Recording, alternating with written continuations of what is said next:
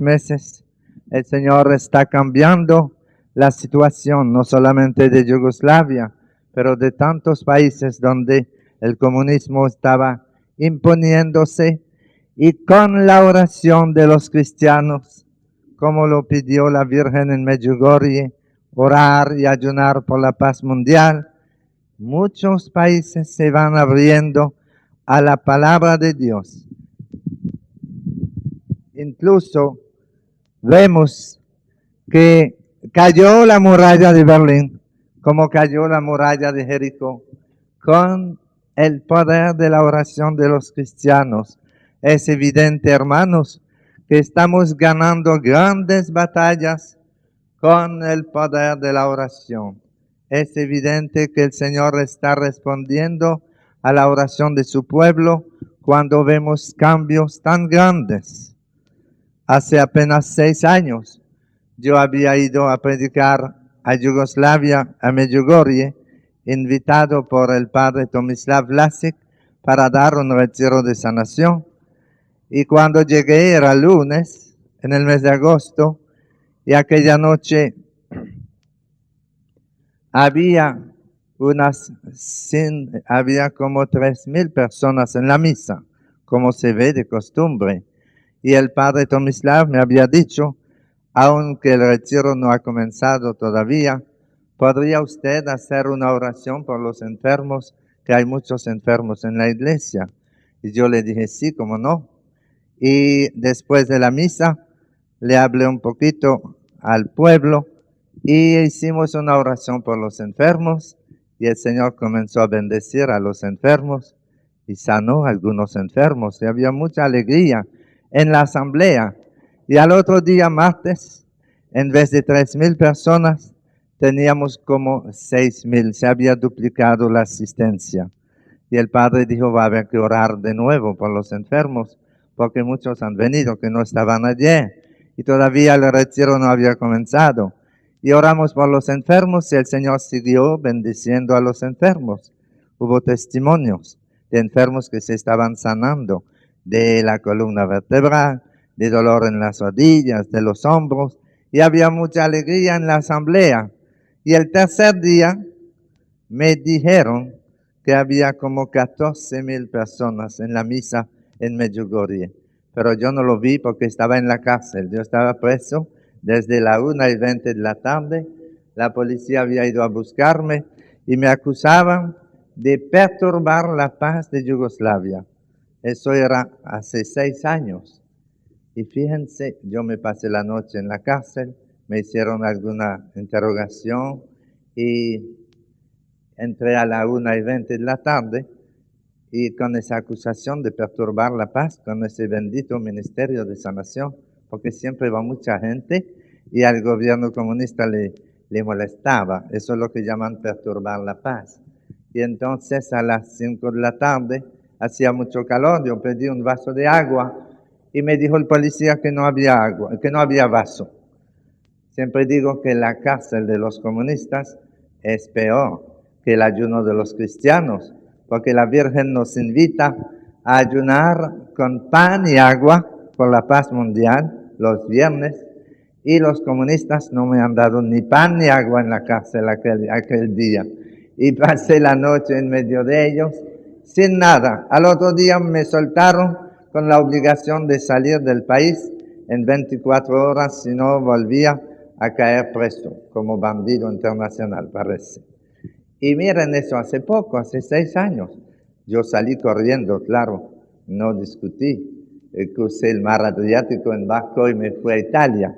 Pero ahora volví a Yugoslavia y en Ljubljana, una ciudad de Yugoslavia, una ciudad de 500,000 de habitantes, qué cambio en la situación.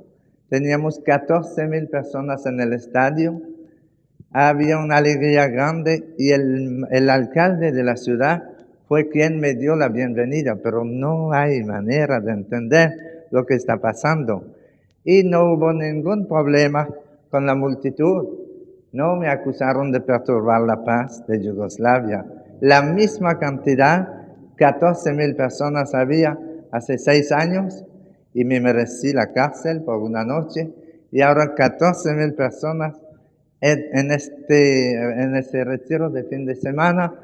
Y cuántas bendiciones del Señor y qué alegría de la gente. Me decía el arzobispo que es la primera vez desde la guerra que se puede hacer en Yugoslavia una reunión pública en un sitio público como es el estadio de pelota. Y lo que hemos visto ahí, hermanos, está hablando muy claro. El Señor está manifestando su gloria en su pueblo y está respondiendo a la fe de los fieles que están orando y ayunando por la paz mundial. Y en la misa de clausura, el domingo, no ayer, sino el otro domingo, el domingo pasado, en la misa de clausura en Ljubljana, durante la oración por los enfermos, el Señor comenzó a manifestar su gloria de una manera asombrosa. Y se levantó una señora muy conocida del arzobispo y de los sacerdotes que estaban ahí, que caminaba con 2 muletas desde hace varios años. Una señora muy buena, pero siempre tenía que andar con sus 2 muletas. Y se levantó y comenzó a caminar como una joven y fue hasta el altar, cruzando el play de pelota, y fue hasta el micrófono dando su testimonio. Y mientras ella daba su testimonio, dando gracias a Dios, se levantó otro, y luego se levantó un hombre, y una mujer en silla de ruedas dejó la silla de ruedas y comenzó a caminar. Y al final eran 7 cojos que estaban caminando en el estadio el domingo pasado. Parecía un concurso de cojos. Pero no era un concurso de cojos, era una manifestación de la gloria de Dios. El Señor está renovando los signos y los prodigios en su pueblo, y a través de los signos Él está despertando la fe de los que creen, y Él está fortaleciendo la fe de sus fieles. Él está despertando la fe de los que duermen también. Y qué hermoso ver cómo el Espíritu Santo del Señor está renovando la fe en el mundo entero, poco a poco, a través de todos estos regalos del cielo. Como decía el cardenal Ratzinger, esta renovación cristiana en el Espíritu Santo, esta renovación carismática es un don de Dios a la iglesia de hoy. Y cada día más hay que darnos cuenta que al fin y al cabo lo que el Señor está haciendo es renovando la fe de su pueblo. Lo que Jesús está haciendo es fortalecer la fe de su pueblo, porque Jesús es el Señor de su iglesia. Y cuando el pueblo cristiano se iba enfriando en su fe y descuidando la oración, el Señor, con el poder de su Espíritu Santo, está renovando la oración en nuestros países cristianos, en nuestros hogares. El Espíritu Santo está derramando una poderosa corriente de oración. Fíjense, hermanos, cómo va creciendo esta renovación cristiana en el Espíritu Santo, que en realidad es primero una renovación de la oración. Y cuando el pueblo de Dios vuelve a orar, su fe crece. Y cuando el pueblo de Dios descuida la oración y deja de orar, su fe se enfría y hasta se puede apagar. Y en muchas comunidades cristianas, los cristianos se estaban dejando envolver por un materialismo peligroso y olvidaban la importancia de la oración. Incluso algunos despreciaban la oración, cuando en realidad los padres del concilio nos animaron tanto a una vida de más oración, como decía el documento Lumen Gentium en el número 19. Dios quiere entablar un diálogo amoroso con todo hombre, y en esto consiste la mayor dignidad de la persona humana. La oración es un diálogo amoroso entre el hombre y Dios. Y son los padres del concilio, impulsados por el Espíritu Santo, que afirmaban esto: en esto consiste la mayor dignidad de la persona humana. Qué distinto a lo que decían algunos cristianos, que por qué tanto orar, hay que trabajar, y orar es perder el tiempo y no hay tiempo para orar, cuando los padres del concilio nos vienen a decir: en esto consiste la mayor dignidad de la persona humana. Y Jesús, que es el Señor de su iglesia, quiere renovar la fe de su iglesia y la está renovando poco a poco en muchos ambientes cristianos que se estaban enfriando. No solamente a través de los grupos de oración, a través de todos estos movimientos apostólicos que son realmente algo que viene de un impulso del Espíritu Santo para renovar la oración, para renovar el apostolado. Y vemos, hermanos, que Jesús realmente manifiesta su presencia viva en la iglesia de hoy de una manera asombrosa, porque estábamos dejándonos enfriar demasiado. Yo aquí, antes de salir de Gibraltar, donde prediqué el retiro de fin de semana, viernes, sábado y domingo, me entregaron un testimonio que la señora Lidia Hen vino de vacación a Gibraltar. Ella es una señora de Londres y en Gibraltar se le ocurrió ir al retiro. Y ella dice que llevaba 10 años enferma y tenía 6 años en silla de rueda. Y el sábado por la tarde, en la misa por los enfermos, el Señor la levantó. Y ahora está caminando en la calle de Gibraltar y dando testimonio. Y va a volver a Londres sin silla de rueda porque ya no le hace falta. Qué hermoso, hermanos, ver esos signos que Jesús nos da. Igual que en las bodas de Caná, cuando Jesús cambió el agua en vino, y dice San Juan en su evangelio, y Jesús manifestó su gloria y sus discípulos creyeron en él. Cuando Jesús cambió el agua en vino, manifestó su gloria y Jesús a la vez hacía crecer la fe de sus discípulos y sus discípulos creyeron en él. Y cada vez que Jesús se manifiesta entre nosotros a través de una liberación, de una reconciliación, de una sanación física, de una sanación interior, Jesús manifiesta su gloria y hace crecer la fe de sus discípulos. Lo que veo viajando a través del mundo es exactamente eso, que el Señor está renovando la fe de su iglesia, de sus fieles. Cuando comencé a predicar en Gibraltar, les decía, este es el país número 55 donde tengo el gozo de predicar la palabra de Dios. Aquí no voy a decir lo mismo porque he venido a España varias veces, pero en Gibraltar era la primera vez. Y le decía, ya van 55 países donde he tenido el gusto de predicar.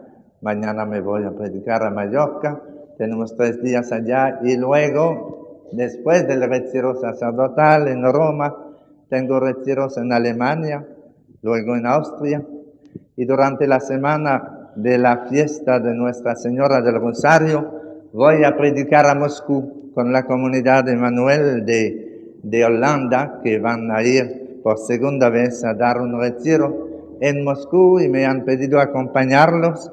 Y vamos a proclamar en la Plaza Roja que Jesús está vivo, donde se ha dicho durante tantos años que Dios no existe. Ahora vamos a proclamar que Jesús está vivo y presente en su iglesia. ¿Y qué cambio, hermanos? Cuando fueron los de la comunidad de Manuel hace unos 5 meses a predicar a Moscú, se llevaron 500,000 de Nuevos Testamentos que habían mandado imprimir en Bruselas, en ruso, para regalar a los rusos, y 30,000 Biblias. Y me contaban que cuando llegaron era casi un camión de Nuevo Testamento y de Biblia que llevaban. Y entraron con esos regalos Y los rusos se tiraban para tener su Nuevo Testamento y su Biblia, se peleaban para tener su Nuevo Testamento. Tienen hambre de la palabra de Dios. Durante 70 años le negaban el permiso de imprimir la Biblia en Rusia y de vender Biblia. Y ese pueblo tiene hambre de la palabra de Dios. Realmente están viviendo lo que decía el profeta Amós, en el capítulo 8 de Amós, donde leemos: en aquel tiempo derramaré hambre sobre la tierra, no hambre de pan, ni sed de agua, sino hambre de oír la palabra de Dios. Y esto está sucediendo hoy en muchos países. Hay hambre de oír la palabra de Dios. Y el Señor, en esta renovación espiritual que vive la iglesia, viene a renovar los signos que Él había prometido para acompañar la proclamación de su evangelio. Cuando nos manda a evangelizar, Jesús dice: vayan por el mundo entero a proclamar la buena noticia a todas las naciones. El que crea y se bautice se salvará, dice Jesús. Y el que no crea se condenará. Fíjense qué importante es la fe. El que crea y se bautice se salvará, y el que no crea se condenará. Y para ayudarnos a creer en una noticia de tanta envergadura como es el Evangelio, la buena noticia del reino de Dios que ya está en medio de nosotros, Jesús se compromete a acompañar el anuncio del Evangelio con signos y prodigios que vienen a dar credibilidad a la palabra que proclamamos. Y Él dice: he aquí los signos que acompañarán a los que creen. En mi nombre echarán demonios, hablarán otras lenguas, tomarán serpientes en sus manos, como diciendo que Él le va a proteger de una manera especial a sus enviados, a sus apóstoles. Y dicen: pondrán las manos a los enfermos y estos quedarán curados. Y este signo que Jesús da para acompañar la evangelización, Él lo está renovando hoy de una manera maravillosa. No solamente sanando en distintos sitios cojos, pero Él sana toda clase de enfermedad. Y es sorprendente ver cómo el poder de Dios se está manifestando entre personas que tenían cáncer y que Jesús está sanando, entre sordos, ciegos. En el mes de marzo pasado yo predicaba en Australia, donde la renovación carismática es una gran fuerza en la pastoral de Australia. Y en la ciudad de Melbourne teníamos un retiro en el estadio de pelota y teníamos el primer día 10,000 personas. Y en la noche tuvimos una misa en la tardecita, una misa de sanación. Y habían llevado a muchos enfermos en silla de rueda y con muletas, estaban todos adelante. Y una señora había sido llevada de la mano porque era ciega. Viviana Piscopo era totalmente ciega desde el año 81 por haber sufrido de una malaria que le atacó la retina de los ojos. Y ella era una mujer muy conocida en la renovación carismática porque trabajaba en la oficina de la renovación carismática en Melbourne. Como ciega, su apostolado era contestar al teléfono y orar por los enfermos que pedían oración. Era su apostolado. Y la llevaron de la mano al estadio. Y después de la oración por los enfermos, Viviana dijo a su vecina: ¿será el dibujo de Cristo resucitado que estamos viendo allá? Había un póster muy grande con un dibujo de Cristo resucitado. Y ella estaba en la multitud, adelante, en primera fila, y estaba mirando ese póster y dijo: ¿será el Cristo resucitado que se ve en el póster? Y la vecina le dijo: ¿pero cómo es la cosa? ¿Tú estás viendo? Y Viviana ahí se dio cuenta que comenzaba a ver. Estaba tan invadida por el Señor que comenzaba a ver y se le olvidaba que estaba ciega. Y gritó y dijo, ¿verdad que sí estoy viendo? Y estaba viendo el Cristo resucitado y había un título grande arriba del póster que decía, Jesus is alive, Jesús está vivo. Y cuando comenzó a gritar de alegría y los vecinos aplaudiendo, le pedimos a Viviana que se acercara al micrófono para contarnos lo que pasaba. Y ella ya sola, sin nadie ayudarla, se levantó y subió la gran escalera que subía al altar donde estábamos y vino al micrófono y llorando de alegría nos dijo el gozo que tenía al poder ver de nuevo el rostro de la gente, al ver las maravillas de la creación en un sitio muy hermoso con árboles. Y ella gritaba su alegría porque podía ver de nuevo el rostro de sus amigos. Ella decía, hay muchos amigos míos aquí que se reunían en el grupo de oración con nosotros y yo los conozco por la voz, pero nunca había visto su rostro y ahora los veo y veo la belleza de la creación. Y cuando alababa al Señor, dando gracias porque Jesús la estaba sanando, el mismo Jesús que sanó al ciego de Jericó, estaba sanando a Viviana Piscopo en ese instante. Nosotros pensábamos, ¿y cuándo hemos pensado nosotros darle gracias a Dios? Porque podemos ver las maravillas de su creación. ¿Cuándo hemos pensado darle gracias a Dios? Porque podemos escuchar, porque podemos hablar. Cuando un enfermo se sana y brinca de alegría y dice su gozo, eso nos hace pensar que nosotros, que podemos ver, que podemos hablar, que podemos oír, caminar, deberíamos vivir en la acción de gracia al Señor, en la alabanza. Y miren, hermanos, no digo que Jesús sanó a todos los ciegos que estaban en el estadio en Melbourne, pero cuando Jesús sanó a Viviana Piscopo y que ella dio su testimonio, al otro día, en vez de tener 10,000 personas en el estadio, pasaban de 12,000. Esta es la mejor pastoral, la pastoral de Jesús. Jesús está renovando su pastoral en la iglesia.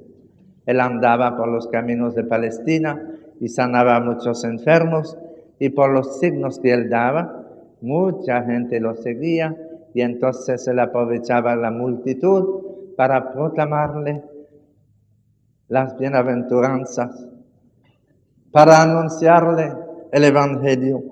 Y esto es lo que el Señor está haciendo hoy, hermanos. No vayamos a creer que es un fenómeno nada más de Gibraltar o de Yugoslavia. Es un fenómeno mundial. En todo el mundo vemos que el Señor está llamando a su pueblo a la conversión, a una vida de más oración, de más pureza, de más justicia. Y el Señor está sacudiendo a su pueblo que duerme y nos llama a cambiar de vida. Y Él manifiesta su presencia viva en medio de su pueblo a través de curaciones lindas que nos recuerdan que el mismo Jesús que andaba por los caminos de Galilea está presente hoy en su iglesia. Es verdad que lo crucificaron las autoridades en Jerusalén, lo condenaron a muerte, pero la buena noticia es que Él resucitó y está presente en su iglesia. Si quieren vamos a cantar ese canto, no sé si lo cantan, Vive Jesús el Señor. Vamos a cantarlo porque Jesús está vivo en su iglesia. Vive no tenerlos toda la tarde de espalda, así que ahora yo encontré el truco, ¿verdad? Vamos a seguir nuestra reflexión. Gracias por el canto. Hermanos, lo que yo quisiera recordarle a ustedes es lo que nos dijo el Papa en su visita en Haití a la Conferencia Episcopal de América Latina y que ahora él va repitiendo en el mundo entero, que la Iglesia necesita de una nueva evangelización, dijo Juan Pablo II. Nueva en su ardor, nueva en sus métodos, nueva en su expresión. Y esto es lo que necesitamos. Y para evangelizar, no solamente el Papa hace un llamado a los sacerdotes y a las religiosas, a los obispos, sino a todos los creyentes. Ustedes lo saben, evangelizar es la misión de toda la iglesia y todo bautizado está llamado a ser testigos de Jesús, a evangelizar con lo que sabe, a anunciar la buena noticia de Jesús a sus hijos, a su comunidad, a ser portador de esa buena noticia del Evangelio de Jesucristo. Hermanos, este mensaje es para todos nosotros. La Iglesia necesita de una nueva evangelización. No necesitamos de un nuevo Evangelio. El Evangelio es la verdad eterna que no tiene que cambiar, pero necesita ser proclamado de nuevo y que esa nueva evangelización sea, decía el Papa, una evangelización nueva en su ardor, con el fuego del Espíritu Santo. Necesitamos una nueva efusión del Espíritu Santo en nuestra vida, en nuestro apostolado, y debemos repetirle al Señor, al Espíritu Santo del Señor: ven, Espíritu Santo, llena los corazones de tus fieles y enciende en ellos el fuego de tu amor. A veces yo encuentro gente que dicen: yo me siento frío, y otros dicen: yo estoy vacío. Le digo: si tú te sientes vacío, implora, grita al Espíritu Santo y dile: ven, Espíritu Santo, llena el corazón de tus fieles. Como dice San Pablo, el amor de Dios ha sido derramado en nuestros corazones por el Espíritu Santo que se nos ha dado. Llena el corazón de tus fieles. Y si te sientes frío, dile: ven, Espíritu Santo, llena el corazón de tus fieles y enciende en ellos el fuego de tu amor. Ven a encender en mi vida el fuego del amor de Dios. Porque si ustedes quieren prender fuego en el corazón de sus hijos, en el corazón de su comunidad, ¿qué necesitan para prender fuego? Díganme ustedes, ¿qué se necesita para prender fuego? ¿Qué? Para prender fuego se necesita fuego. No se puede prender fuego si no hay fuego. ¿Verdad que no? Se necesita fuego. Para prender fuego en el corazón de sus hijos, el fuego del amor de Dios, necesitan el fuego del amor de Dios en su corazón. Y por eso esta nueva evangelización ha de ser nueva en su ardor.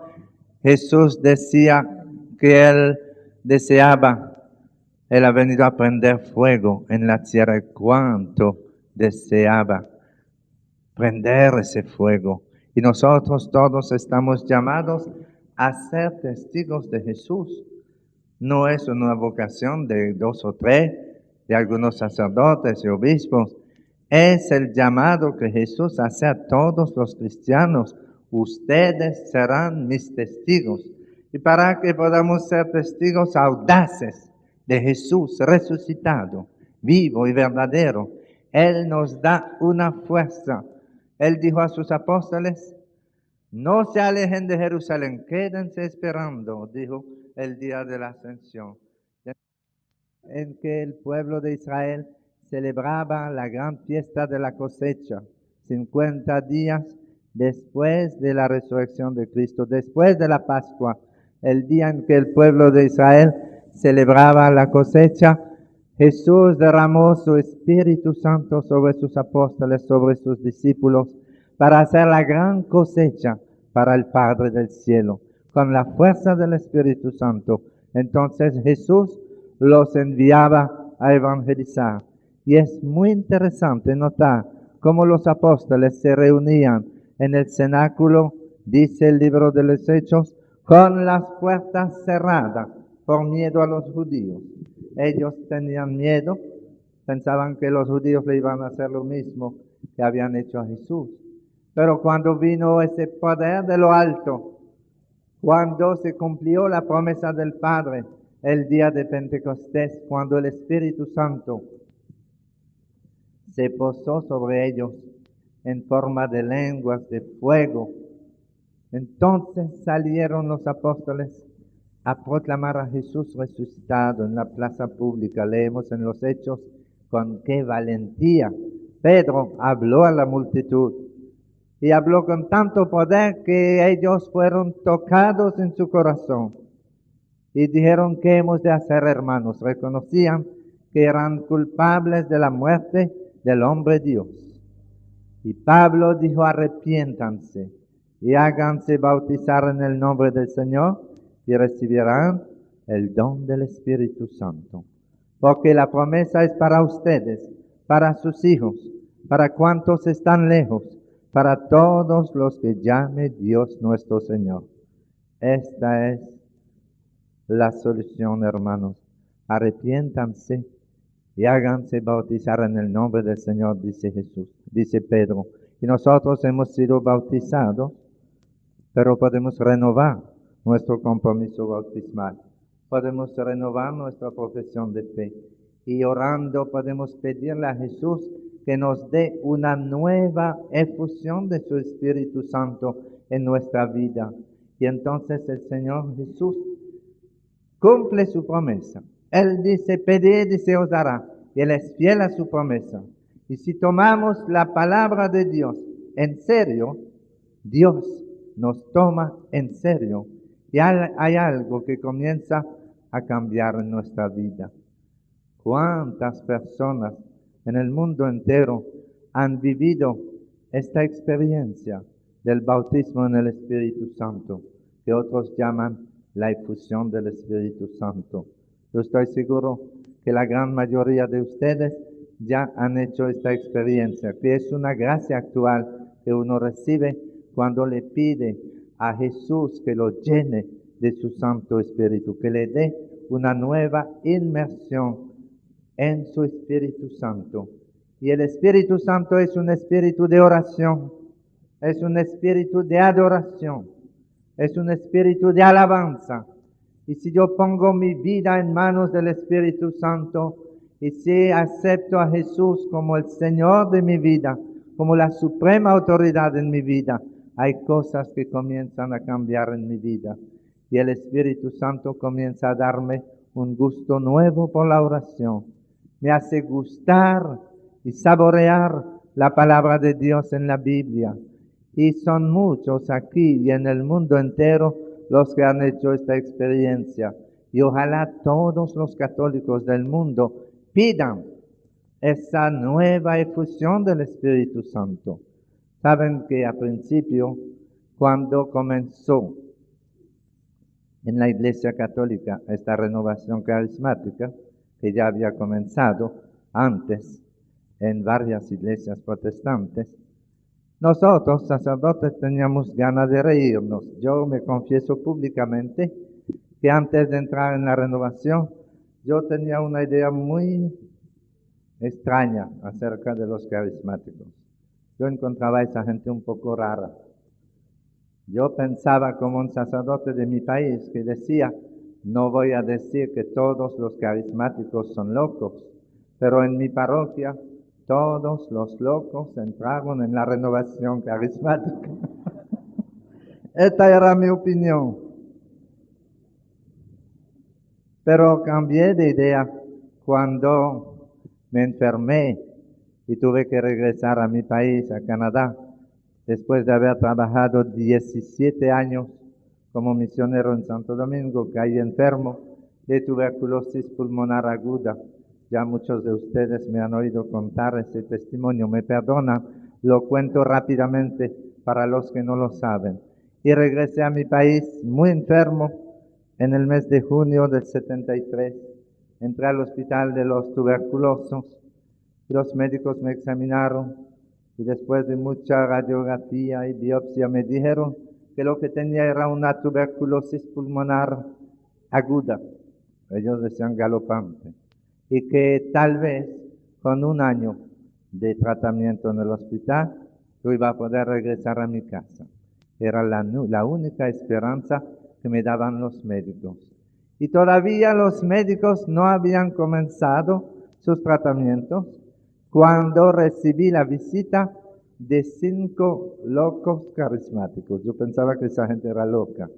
Y entonces fueron 5 laicos como ustedes, de un grupo de oración carismática de Quebec, Canadá, a orar por mí. Y me dijeron, Padre, hemos venido a orar por usted para pedir al Señor que lo sane, para que usted vuelva a trabajar en su misión en Santo Domingo.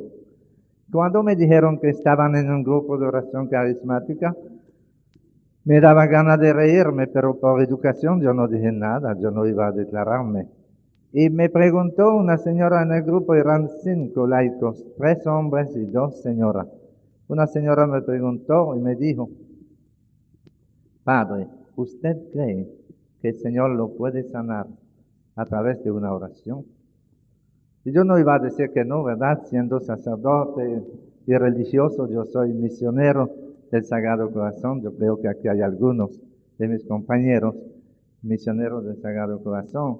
Yo no iba a decir que no, pero en el fondo yo no creía mucho que el Señor me iba a sanar con una pequeña oración. Estaba tan enfermo. Ellos sí creían y me dijeron, vamos a hacer lo que dice el Evangelio. Vamos a imponerle las manos y orar para pedir al Señor que lo sane. Y yo me recuerdo como si fuera hoy, que estaba sentado en mi sillita al lado de la cama y se me acercaron los 5 carismáticos y me pusieron las manos sobre la cabeza, sobre los hombros y comenzaron a orar por mí.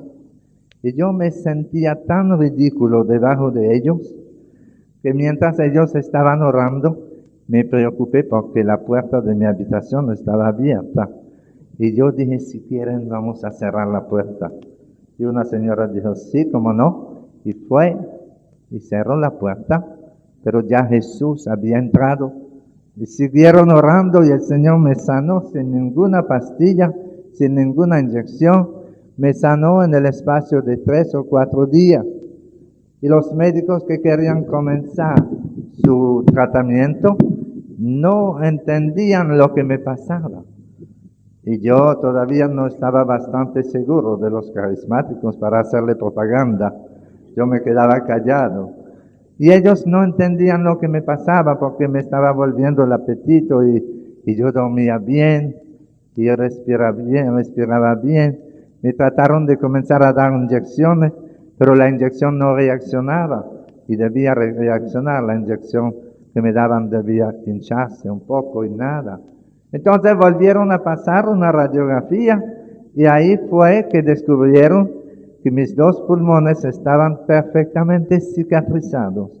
Lo que 15 días antes enseñaba 2 pulmones heridos por la tuberculosis, después de la oración de sanación que me hicieron estos laicos, los 2 pulmones se veían bien cicatrizados. Y el médico, el jefe del pabellón de ese hospital me dijo, Padre, vuelva a su casa, usted está muy bien. Pero me dijo, esto va en contra de todas nuestras teorías médicas. A mí no me importaba, yo estaba tan contento de salir del hospital. La teoría médica no me importaba. Pero yo le pregunté, ¿cómo se explica? Usted me dijo hace 15 días que estaba muy grave y ahora me dice que estoy bien y no me han dado nada. Yo quería hacerlo hablar un poco. Y le pregunté y le dije, ¿será esto un milagro? Y el médico me dijo, no me toca a mí afirmarlo, pero no lo puedo negar. Y ya van 17 años de esto. Y yo puedo afirmar que fue una sanación del Señor. Eso de decir si fue un milagro o no, ya eso son distinciones que los médicos y los teólogos están discutiendo a ver cuándo una sanación es un milagro y cuándo no es un milagro. Eso no me importaba mucho. Lo que me importaba era salir del hospital con salud. Eso es lo que le pasa a los enfermos. No nos interesa saber si fue un milagro o no. Nos interesa volver a recobrar la salud. Y yo salí del hospital y comencé a estudiar esta renovación. Ya yo tenía otra idea de los carismáticos, ya tenía más simpatía por esa gente. Comencé a ir a sus grupos de oración, comencé a asistir a los retiros sacerdotales que se daban y comencé a estudiar un poco qué era esta renovación. Y le pedí a mi provincial que me dejara el año que yo debía pasar en el hospital, que me lo dejara para yo estudiar la renovación carismática. Y me lo dejó. Y aproveché el año para estudiar lo más que podía esta renovación.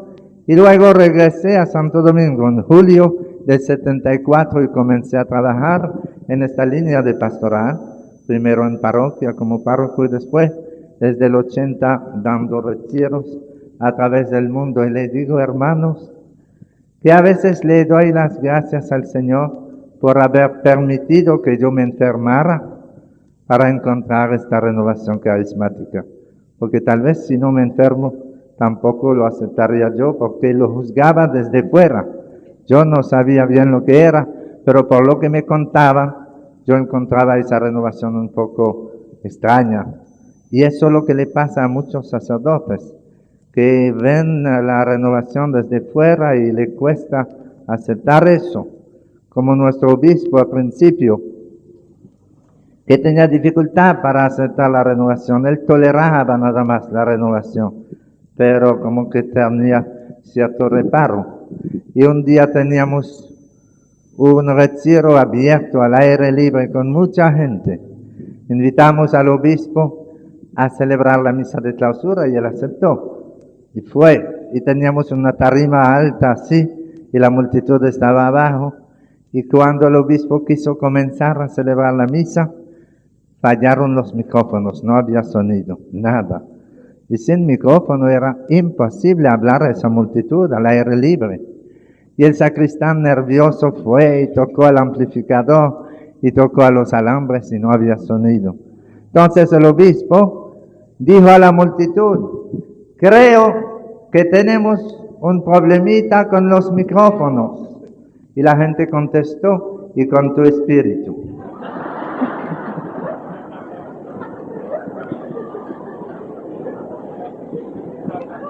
Pensaban que comenzaba la misa, ¿verdad?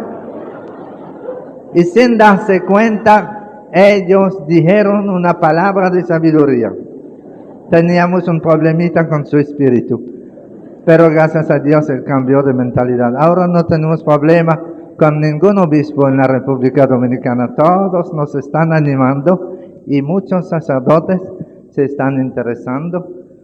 El padre José que está aquí es testigo que la renovación en Santo Domingo está produciendo buenos frutos.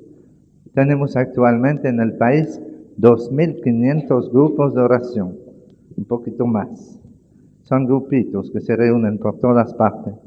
2.500 grupos de oración y tratamos de que sean grupos de evangelización, que se evangelice un poco en cada grupo y produce buenos frutos. Y lo que veo en Santo Domingo lo veo en Argentina, en Brasil, en todas partes. Esta renovación está penetrando. El Espíritu Santo está renovando el gusto de la oración. Y vemos, hermanos, en el mundo entero que hay casas de oración, retiros sobre la oración, cursos de oración, grupos de oración. Hay realmente una renovación de la oración en la iglesia. Y esto nada más está comenzando, va a seguir creciendo. Actualmente la renovación carismática es una realidad pastoral en 132 países del mundo. Y según la última estadística que pude conseguir, y que es aproximativa porque nunca se puede hablar de número exacto cuando es una multitud tan grande, se calcula que actualmente en esos 132 países hay por lo menos 62 millones de católicos que participan en los grupos de oración. Y sigue aumentando, sigue creciendo y el Señor está renovando la oración en su pueblo. Y mucha gente que había dejado la oración vuelve a descubrir el gran poder de la oración. La oración, hermanos, como decían los padres del concilio, es la mayor dignidad de la persona humana. Tratemos de aceptar, orar más, El grupo de oración más hermoso que el Señor desea es en la casa, cuando el padre, la madre y los hijos se arrodillan para orar al Señor, por la mañana, por la noche. Este es el grupo de oración más bello que el Señor está deseando. Que cada familia en la mañana y en la noche se tome el tiempo de alabar a su Señor, de adorarlo, darle las gracias, presentarle sus peticiones. La oración en familia produce frutos tan hermosos y en muchos hogares se ha descuidado. En vez de orar, algunos miran la televisión, películas que no dicen nada, escuchan la noticia internacional que están llenas de mentiras, después se acuestan y no les da tiempo de orar. ¡Qué pena! Pero dejemos que el Espíritu Santo renueva en nuestra vida el gusto por la oración. Y van a ver, hermanos, cuando el pueblo cristiano deja de orar, su fe se enfría y hasta se puede apagar, como le decía ahorita. Pero cuando el pueblo cristiano vuelve a orar, su fe crece, se fortalece. Y vemos los frutos. Vemos los frutos de la oración. Hay hogares que eran hogares deshechos, que han vuelto a orar y se vuelven a unir, esposos y esposas, padres e hijos. Ya hay sitios donde no había vocaciones y comienzan a aparecer de nuevo vocaciones en los grupos de oración. En Francia se publicó que la tercera parte de los seminaristas de Francia viene de los grupos de oración, dijeron los obispos en la Conferencia Episcopal de Francia. En la República Dominicana nosotros podemos decir lo mismo. Jamás en toda la historia de la República Dominicana habíamos tenido tantas vocaciones como ahora. Las vocaciones aumentan de una manera hermosa. En el Seminario Mayor, este año había 297 seminaristas en teología y en filosofía. Y en todos los noviciados hay vocaciones que aparecen. Y el arzobispo hizo un estudio de la situación vocacional con los seminaristas y publicó el resultado de su encuesta y decía en el mes de mayo pasado que la mayoría de nuestros seminaristas vienen de los grupos de oración. Y eso es un fruto hermoso. Cuando los jóvenes se reúnen a orar y a alabar a su Dios y se toman una noche con la palabra de Dios, comentándola y orando, algunos al hacer un encuentro personal con Jesús, deciden consagrar su vida al servicio de Dios en la iglesia, en una vocación consagrada. Otros comienzan a hacer apostolado como seglar. Muchos seglares que no trabajaban en el apostolado, que vivían una vida más bien fría, al encontrarse con Jesús en la oración, comienzan a hacer apostolado, como vemos en los cursillos de cristiandad, como vemos en la Legión de María, así vemos en los grupos de oración. El que se acerca al Señor y busca al Señor, el que encuentra a Jesús, desea proclamar a Jesús. Nosotros todos a veces nos parecemos a los discípulos de Emaús. Dice el Evangelio que los discípulos de Emaús volvían triste a su ciudad el domingo de la Pascua. Volvían triste porque habían crucificado a Jesús, las autoridades lo habían condenado a muerte y ya ellos estaban desesperados. Y dice el Evangelio, y Jesús en persona se apareció en medio de ellos y sus ojos eran incapaces de reconocerlo. Estaban tan heridos en su corazón por la muerte de Jesús que esa herida emocional profunda los estaba cegando. Y Jesús comenzó a caminar con ellos y les preguntó que qué pasaba, por qué están tan tristes. Y uno llamado Cleofás le dijo, tú eres el único hombre en Jerusalén que no sabe lo que ha pasado. Y comenzó a hablarle de Jesús de Nazaret, ese hombre poderoso en obras, en milagros. Y comenzó a darle un curso de cristología al mismo Jesús, sin saber que estaba hablando con Jesús. Y Jesús caminaba con ellos y llegaron a Emaús. Jesús hizo ademán que iba a seguir de largo y ellos dijeron, no, quédate con nosotros, la noche está pasando, está cayendo, quédate. Y Jesús sentó en la casita de Emaús. Y han leído, ¿verdad?, lo que pasó. Jesús se sentó en la mesa con ellos y dice el Evangelio, Jesús tomó el pan, lo bendijo, lo rompió y se lo dio. Y se le abrieron los ojos y lo reconocieron en la fracción del pan. Era la segunda Eucaristía en la historia del mundo. La primera Jesús la celebró con los 12 apóstoles y la segunda la celebró con los 2 discípulos de Emaús. Y los especialistas en Sagrada Escritura afirman que no podemos negar que todos los elementos de una Eucaristía estaban ahí. Jesús tomó el pan, lo bendijo, lo rompió y se lo dio. Les dio la comunión y se le abrieron los ojos y ya la Eucaristía era sacramento de sanación. Y dentro de poco vamos a comenzar la misa y vamos a pedir a Jesús hoy que sane a muchos enfermos entre ustedes, porque es el mismo Jesús que estaba con los discípulos de Emaús, que se hace presente en la hostia consagrada.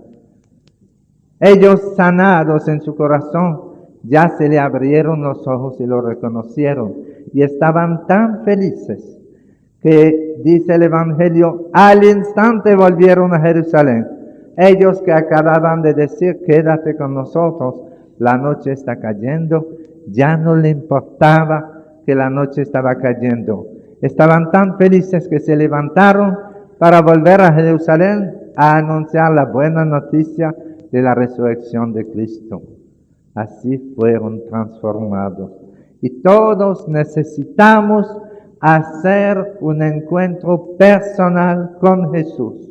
Un encuentro de ojos abiertos y de corazón palpitante, como lo hicieron los discípulos de Emaús, que decían en el camino, ¿acaso nuestro corazón no ardía mientras Él nos hablaba?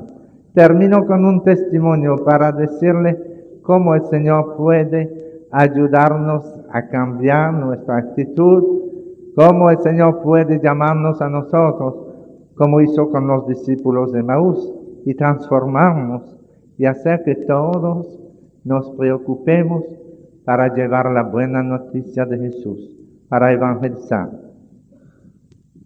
Hace como 4 años estaba predicando en África, en el Zaire, en una ciudad que se llama Bandaka, y teníamos un retiro, una campaña de evangelización, 4 tardes y 4 noches, pero al aire libre, en el estadio. Habitualmente en esos países es muy difícil recibir a la gente que quiere participar en una iglesia y vamos al estadio, y son países tropicales que es muy fácil organizarnos afuera. Y el jueves por la tarde, después de la predicación, tuvimos una misa como vamos a tener ahorita, y después de la comunión hicimos una oración comunitaria por los enfermos. Y después de la oración, la multitud cantaba en lengua y oraba en lengua, muchos de ellos. Y una niña de 8 años de edad comenzó a gritar bien fuerte y decía, yo veo, yo veo, yo veo. Y todo el mundo estaba mirando por ahí porque ella gritaba muy fuerte, nerviosa. Y después de su primera reacción nerviosa, la muchacha se quedó callada y miraba y dijo, ¿y quién es mi mamá? Ella nunca había visto a su madre y quería saber quién era su madre. Y había ahí una señora a su lado que la tomó del brazo así y le dijo, soy yo. Y la niña la miraba a la cara, asombrada, y le dijo, tú sí que eres linda, mamá. Tú sí que eres bella. Y hermanos, cuando uno hace un encuentro personal con Cristo, le pasa lo mismo. No puede quedarse callado. Tiene ganas de gritar al mundo. Tiene ganas de decirle a Cristo, tú sí que eres grande, Jesús. Tú sí que eres maravilloso. Y entonces comienza a dar testimonio de lo que Jesús ha hecho por él. Y esto es evangelizar. Cada vez que ustedes dan un testimonio de un favor recibido del Señor, están evangelizando. Están diciéndole al mundo de hoy que Jesús está vivo y que ustedes son testigos. Hermanos, como la niña que al recibir esa sanación maravillosa, porque era ciega de nacimiento, jamás había visto, y cuando el Señor la sanó, lo que quería era ver a su mamá, y le gritó: tú sí que eres linda, mamá. Así cuando Jesús viene a sanar a uno espiritualmente, y que se nos abren los ojos, como se le abrieron los ojos a los discípulos de Maús, así mismo nosotros podemos todos ser transformados en testigos de Jesús, en evangelizadores, y participar en esta nueva evangelización. Nueva en su ardor con el fuego del Espíritu Santo, nueva en sus métodos, porque ya el Señor está llamando a todos a evangelizar, no solamente a la jerarquía. Todos van comprendiendo poco a poco, especialmente después del concilio, especialmente con este sínodo sobre el apostolado de los seglares, que es misión de todos evangelizar. Y nueva en su expresión, porque el Señor manda seglares a evangelizar, seglares que hablan sencillo, pero que hablan del corazón, que dan testimonio con el corazón. En nuestra comunidad carismática, que se llama Los Siervos de Cristo Vivo, hay una pareja que acaba de regresar a Santo Domingo. Estaban predicando en Italia. Evaristo y Yolanda han dado 3 semanas de retiros en Italia, sin saber el italiano, pero con traducciones han predicado a grandes cantidades de gente, a parejas, a jóvenes, a multitudes. Y es sorprendente, porque Yolanda, la esposa, nada más tiene su 3er curso de la escuela primaria y va a predicar en muchos países. Y le preguntaron: ¿cómo haces tú para predicar delante de tanta gente con el 3er curso de la escuela primaria? Y ella dijo: bueno, yo no estudié, pero cada mañana, antes de levantarse los hijos, yo me levanto y trato de leer la Biblia, de meditarla durante 1 hora cada mañana, y ahí me estoy alimentando. Fíjense, hermanos, todos ustedes pueden alimentarse en la palabra de Dios y predicar y proclamarla. Todos ustedes son capaces de hacer lo mismo en su hogar, transmitir a sus hijos la fe que reciben a través de la palabra de Dios. Porque dice Pablo en la epístola a los Romanos